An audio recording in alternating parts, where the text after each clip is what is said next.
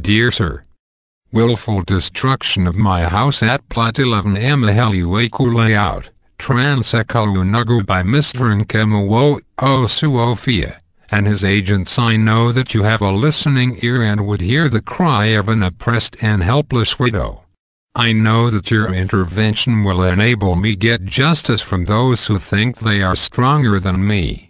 I believe that my cry to you for help will not return without getting the proper assistance. I woke up in the morning of Monday, October 1, 2012 only to hear that a house I am building to provide shelter for my little children at Plot 11 Emeheluaku Layout, Trans Ekulu, Enugu, has been destroyed by Mr Nkem Owoh, also known as Osuofia, and his agents. Like thieves, they came at night to rob me of the only possession I am saving to be home for my children in the future.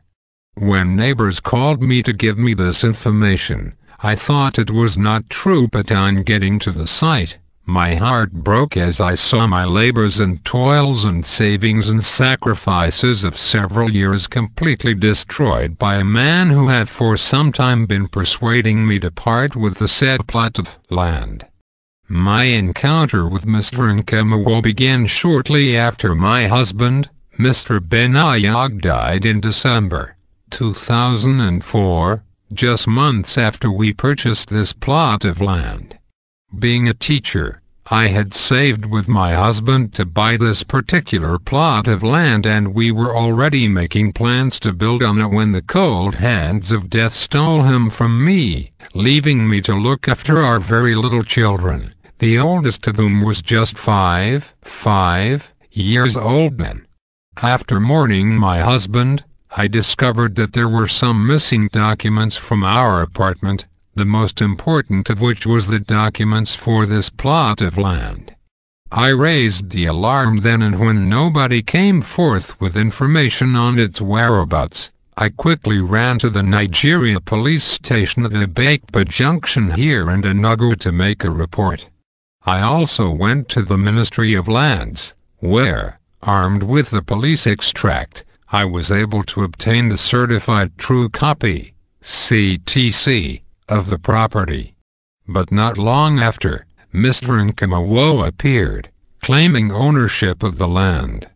I tried to inform him that I had neither sold the land nor authorized its sale to anybody, but he insisted the plot belonged to him.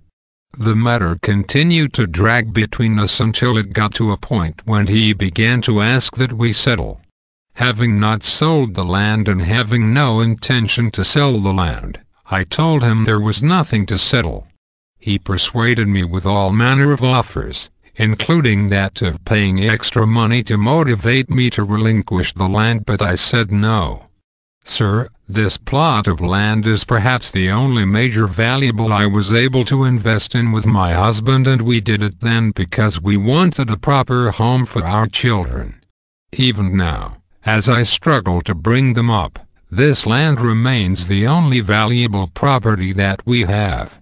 So when Mr Nkem Owoh felt he was not succeeding in persuading me to part with this land, he began to use threats and on several occasions said he was going to forcefully take possession of the land, and vowed that since I claimed God will fight for me, that I had better bring down my Creator when the chips are down. Each time he comes to meet me, he usually came with a retinue of dangerous-looking thugs, but I was never to be cowed into giving him the only property I am leaving for my children. Because my salary was barely enough to pay our rent, pay for the school fees of the children and provide for their upkeep, I felt it was proper to construct a house, no matter how small, on the land so that we can move in and thus begin to save what we were using to pay house rents. Thus I began construction 4 years ago, in 2008.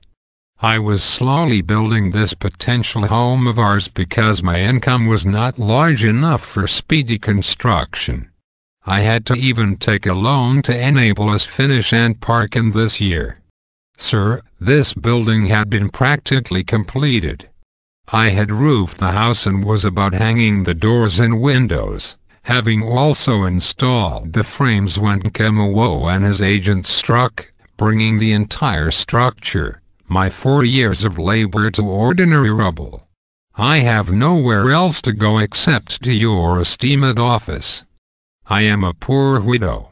I have no other source of help except from God and from public-spirited people like you.